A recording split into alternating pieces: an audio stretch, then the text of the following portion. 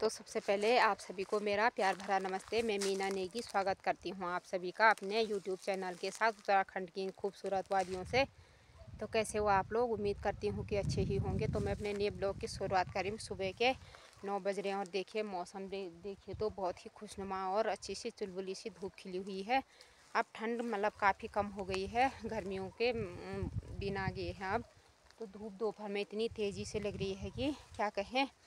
तो मैं आज अपने वीडियो की शुरुआत करें यहाँ घर के नीचे से ही है। यहाँ पे मैं यहाँ खेत पर आई हूँ। तो आज की वीडियो की टॉपिक मेरी भागीरथी जी की तरफ से है। मैं उनके बारे में कुछ कह रही हूँ, कुछ कहना चाहती हूँ, क्योंकि लोग पता नहीं उनके बारे में क्या क्या कह रहे हैं। तो सुनिए कि मैं भागीरथी जी के बारे में क्या कह रही हूँ।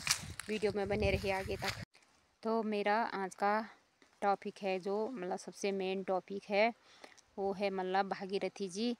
मतलब जिसको जो कुछ कहना है, जो कुछ करना है उसने कहा, जो कुछ करना था वो कुछ किया, लेकिन भागीरथी जी का कोई कुछ बिगाड़ नहीं पाया। और उन्होंने देखिए फिर से बिष्ट जी से शादी कर ली है और वो अयोध्या गई है रामलला जी के दर्शन के लिए। शायद मुझे ये लग रहा है कि वो दर्शन करके वापस भी आ चुकी होगी।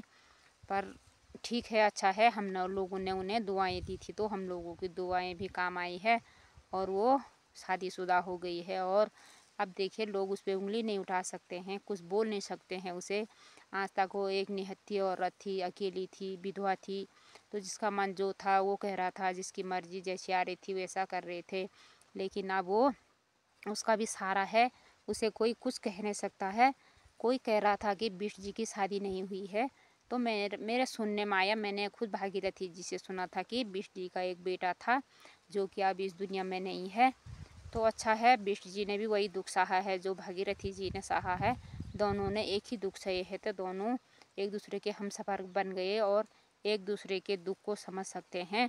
मतलब जिसने दुख सहा हो वही एक दूसरे का दुख समझ सकता है, बाकी कोई दूसरे का दुख नहीं समझ सकता है। भागीरथी जी के दर्द को समझने के लिए मतलब कोई और नहीं, बस बिष्ट जी ही काफ़ी है। हम तो मतलब उसको सहारा दे रहे हैं, दिलासा दे रहे हैं, लेकिन हम कर कुछ नहीं सकते हैं। लेकिन हम उसको मतलब इतना भरोसा दिला सकते हैं कि भागीरथी जी हम आपके साथ है। आप अपने आप को कभी अकेली महसूस मत समझना।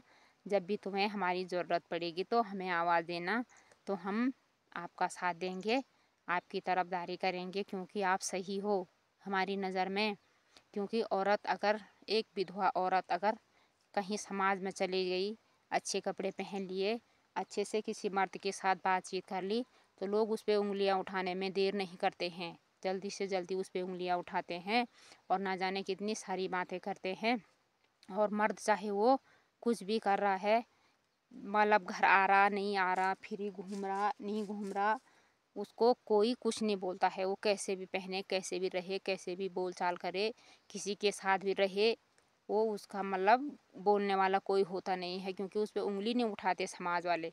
और औरत को देखो छोटी छोटी गलतियों को इकट्ठा करके इतना बड़ा बना देते हैं लोग।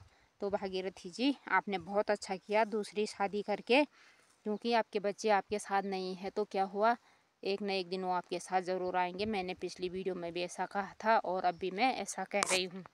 तो यहाँ पे ना बहुत तेज़ हवाएं हो रही है। मुझे भागीरथी जी की वीडियो देख के मतलब कुछ ऐसा हो रहा है, मतलब बेचैनी सी हो रही है। मुझे समझ में नहीं आ रहा मैं क्या कहूँ, मतलब उस अकेली औरत को क्या सहारा दूँ, मैं उसके लिए क्या कर सकती हूँ।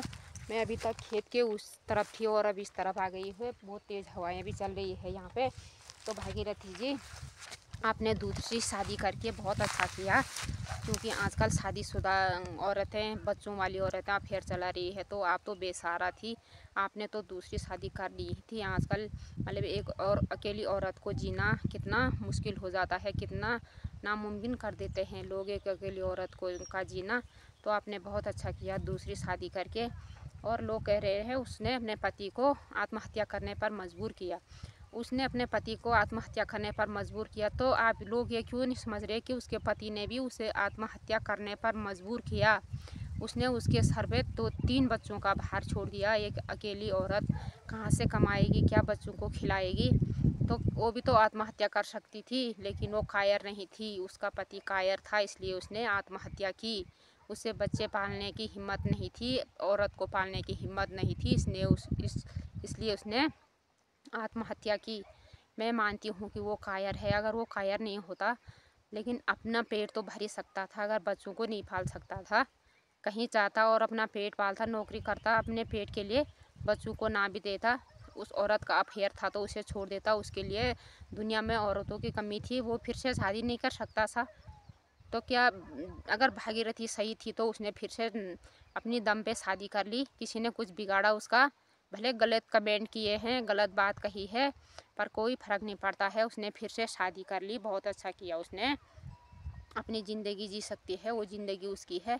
कोई अपनी ज़िंदगी को किसी प्रकार से जिए, किसी तरह से जिए, उसमें किसी को दखल अंदाजी देने की कोई ज़रूरत नहीं है। ये मैं पहले भी कह चुकी हूँ और अब भी कह रही हूँ।